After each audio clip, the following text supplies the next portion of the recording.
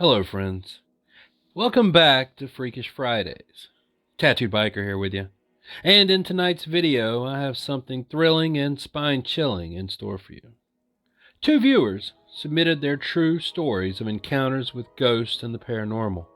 And boy, are they creepy. Get ready to experience first-hand accounts that will send shivers down your spine. So grab a blanket, turn off the lights, and just enjoy the ride into the unknown. Number 1.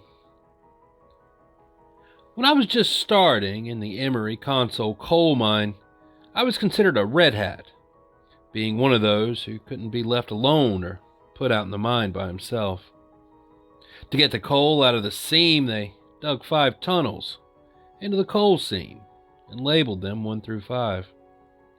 Tunnels 1 and 2 brought in clean air from the outside and across the face, where they were using the continuous miner to cut the coal seam into little chunks. Picture a crab with a horizontal cylinder on the front with spikes that tore up the coal when it spun or rolled around. Tunnels 4 and 5 took the bad air from the face to back outside the mine. The middle tunnel, 3, was neutral air and held the belt line that dumped the coal from the shuttle car onto it until the belt hit a corner where the coal was dumped onto another belt until it eventually dumped outside into a large pile. Between the tunnels, they cut crisscross tunnels into each of them, then closed off the crosscuts surrounding the tunnel 3 so the air would move down and around. Every 4th crosscut had a small door in the stoppage walls, so you could move laterally from tunnel to tunnel as you needed to. One day, I was told that one of our belt lines had shut down and the other belt had filled the junction with coal that needed to be shoveled back onto the belt. I was told it was okay as I was just down the entry tunnel from the working section, and if anything happened, I was to walk up to the section or call on the mine phone, located at the belt junctions. They had just sprayed powdered limestone on the surface of the coal, roof, floor, and walls down on that section of the belt. This was to keep explosions down due to coal dust.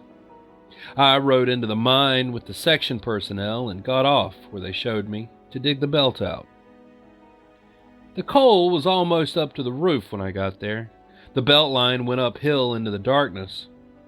After several hours of shoveling, I noticed that someone was coming down the hill towards me, and it looked like they were trying to be sneaky by holding their hand over the light on their hard hat as it was flickering while they walked. The other miners liked to play jokes on each other, especially the new guys. I thought it was one of those times. I walked up the hill until I was across from the crosscut and, jumping the belt, walked into the crosscut, turned off my light, and stood next to the corner, using my shovel as a bat, waiting for the guy to come get me. The person walked up to just short of the corner and looked around.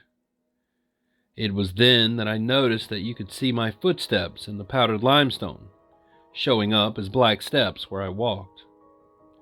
The person stepped back and walked back up the hill. I waited for a second and then jumped out, turning on my light to catch him. The footsteps coming down the hill could clearly be seen, coming down the hill, stop, turn around, and go back up the hill to the next crosscut. The 2 sets of footprints were separated by several feet. I jumped across the belt and ran up the hill to catch the guy, as the next crosscut was a blind stoppage. When I got to where I could see into the crosscut, the footprints went into it, and up to the wall with a heel print at the bottom of the wall. I stood there trying to figure it out for some time, then decided I shouldn't be there by myself and walked down to the mine phone and called the section, saying that there was no water down there, and could I come up and get some. They said, "Sure, come on up." I walked up rather fast to the section break area and sat down. They had built a small kitchen break area to eat lunch in. One of the guys handed me a case of water bags and said to go back to work. I just said no. The section boss was sitting there and was pretty insistent that I go back down to the belt area, and I told him no. He called the shift boss, who said I was to be fired and to keep me there. The guys from the section tried to persuade me to go back to work, and I insisted I wouldn't. The shift super was on his way. The section boss asked why I wouldn't go back. I told him to go down and look the situation over, and then decide if I needed to be down there by myself. He left and came back, directly sitting next to me drinking several bags of water before he could speak. About that time, the shift super came to the section and told me to get on the tractor. He was taking me out of the mine. The section boss told him to wait up and asked him to follow him down the belt line as I sat on the tractor. The guys in the section were again trying to get me to just go back down and go to work so that I wouldn't be fired. After about 15 minutes, both came back and asked me if I saw him. I said no, but he was just around the corner from me, and I thought it was one of the guys from the section trying to play a prank. I told him what happened just as it happened, leaving nothing out. The whole section was there to hear it in silence. The super said the belt junction was shoveled out good enough and that I was to stay with the section and help out as I was needed. I wasn't in trouble nor going to be fired. I reluctantly got off the tractor. The super turned to the rest of the section and said, "Be careful, Reese is out and about."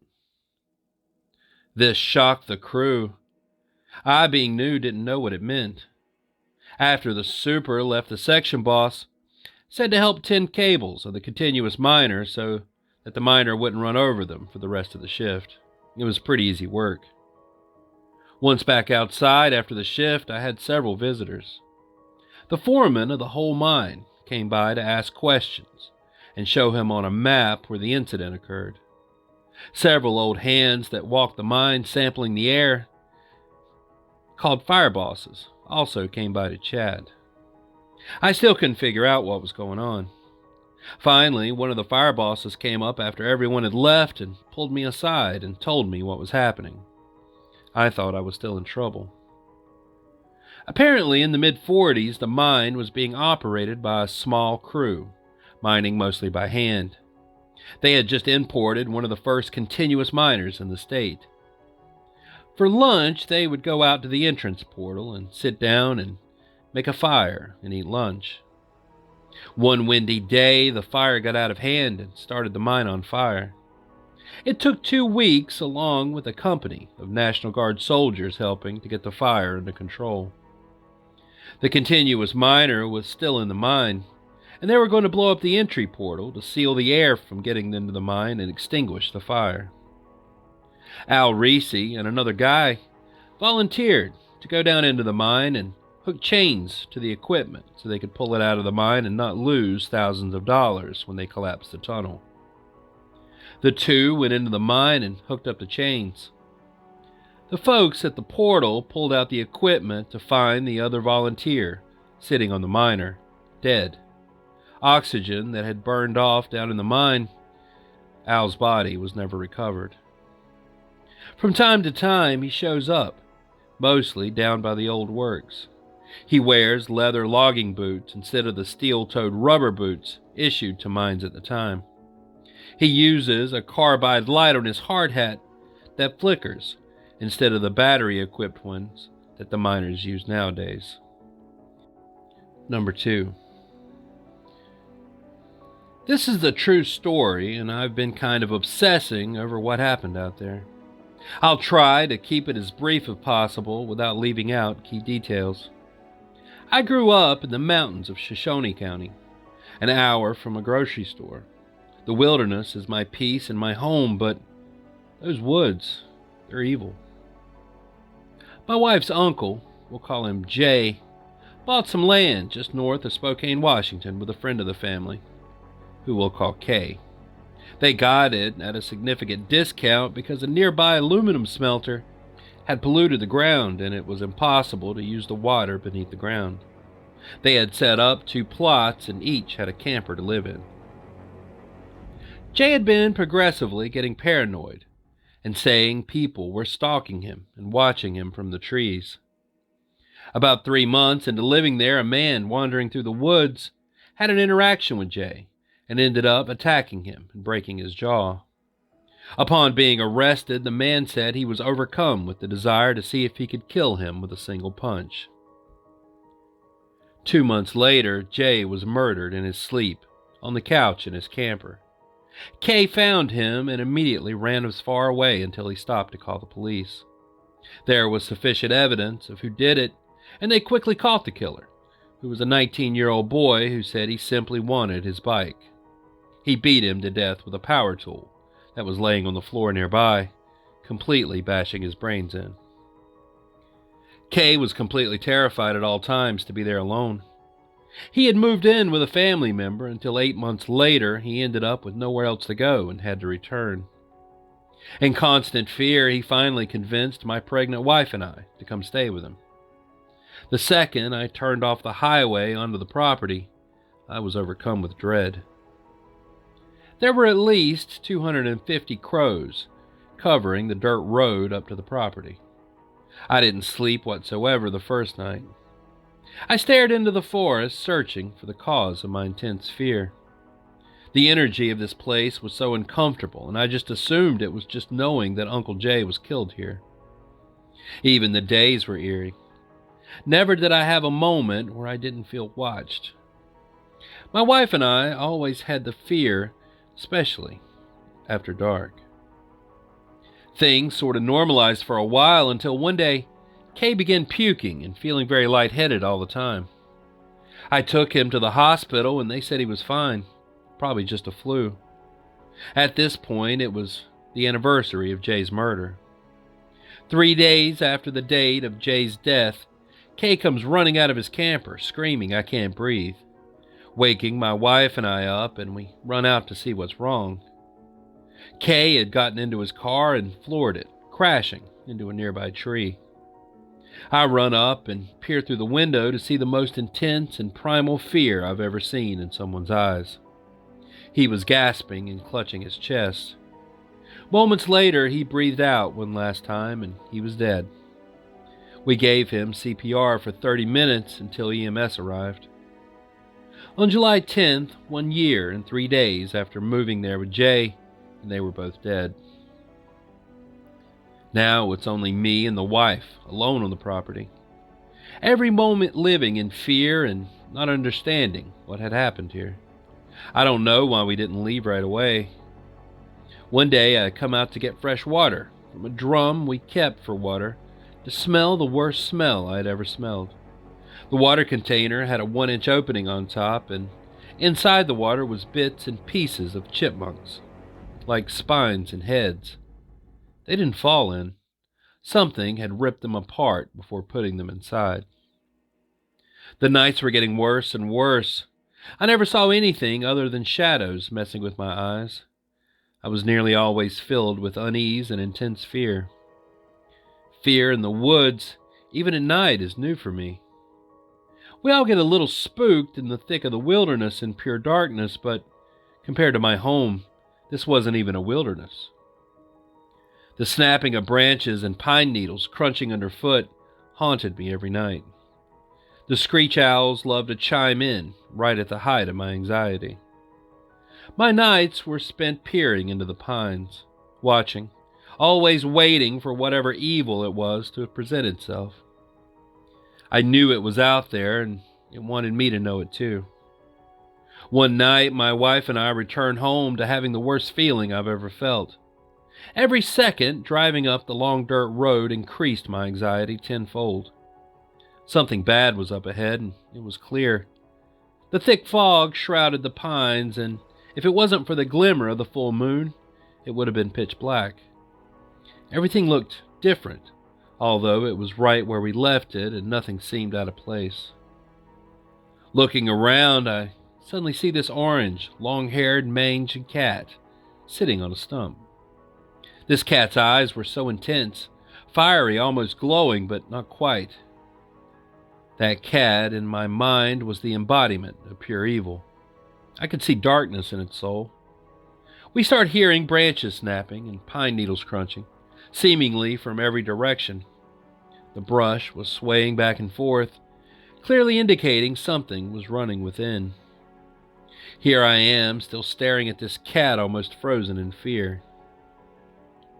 Suddenly, a voice breaks out, echoing through the forest. "Hello? Is anyone out there?" A little girl, it sounded like, but something was off. My gaze finally breaks with the cat, and my eyes dart towards the road. My wife yells back, "Hello, are you okay?" "Anybody?" The voice had changed. "Help, help me." It was the same person or thing yelling, but as if it was trying to disguise its voice. We yelled back several times without response. "Somebody help me." The most intense, shrieking, evil-sounding voice of a woman. It cut deep into my body. I'm filled with more intense fear than I can ever describe. But my wife, she is overcome with the need to find this person, and she starts to head off into the forest without a word. I grabbed her by the arm to tell her something isn't right. Why won't she respond to us? She tries to break free from me, to go off alone. I tell her to get into the truck and I'll grab the spotlights. We aren't going on foot. We roll the windows down and shine my intensely bright LED lights throughout the forest. We slowly creep down the road. As we get further down the road, the voice strikes out. "Please, won't anybody help?" Sounds are difficult to pin down in the woods, but this one was very close. I hit the brakes and stop immediately. We shine the lights and yell back, searching. No sign of anyone when suddenly the voice explodes into the cabin of the vehicle as if they were standing right outside my window. "Help me, somebody help," leaving my ears hurting and ringing. I hit the gas and didn't look back. Called the police when I hit the highway, and afterwards they said there was no one around. I picked up our stuff the next day, and my wife gave birth the following day. We never stayed there again after the baby was born. But what the hell could do these things? I've never even believed in the paranormal before, but I don't know what else happened.